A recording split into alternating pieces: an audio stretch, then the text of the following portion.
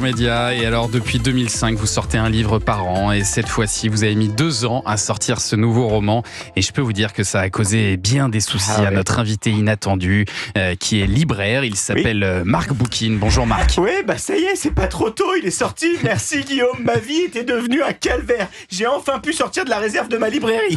Mais qu'est-ce qui s'est passé Marc? Vous les connaissez pas les fans de Guillaume Musso, ils m'ont rendu ding-dong pendant 2 ans, tous les matins ils rentraient dans la boutique. Bonjour, il est sorti le nouveau Musso. Bonjour, il sort quand le nouveau Musso? Vous avez des infos sur le nouveau Musso? J'ai fini en boule dans la réserve, caché sous une pile d'invendus de Marlène Schiappa et de Christine Boutin. Il y en a tellement, je peux vous dire que j'étais tranquille, introuvable. C'est fou ça, mais alors vous êtes resté combien de temps dans la cave du magasin? Des mois entiers. Je vous jure, ma vie c'était devenu la biographie de Natacha Campouche. À un moment, j'ai voulu remonter me prendre un verre d'eau, la librairie c'était devenu The Walking Dead. Les fans de Guillaume erraient dans la librairie, les bras tendus vers les rayons et ils criaient Musso, Musso.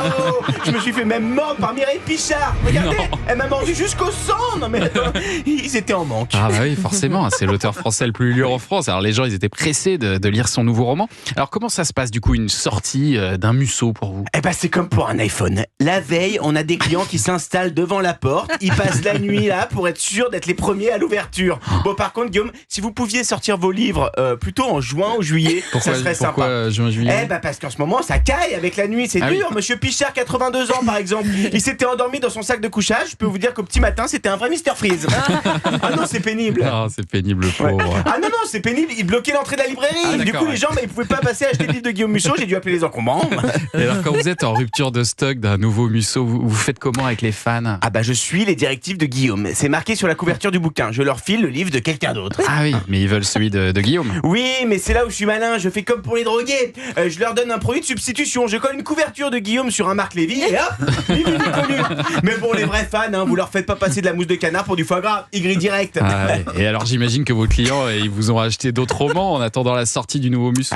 Oui, bien sûr, mais ce qui marche fort, c'est pas un roman en ce moment, non. Qu'est-ce que c'est alors? Disons que depuis l'annonce du réarmement démographique, j'ai eu un gros boom sur le Kama Sutra. J'ai même été en rupture. Ah ouais, carrément. Oui, mais d'ailleurs Thomas, vous inquiétez pas, comme vous m'avez demandé, je vous ai bien mis de côté l'édition collector avec la position du tourniquet andalou et de la planchette japonaise. Le tourniquet andalou. Le tourniquet andalou, vous connaissez pas je ça? ne maîtrise pas totalement. Faut que je le travaille effectivement. Merci de votre discrétion en tout cas, Marc.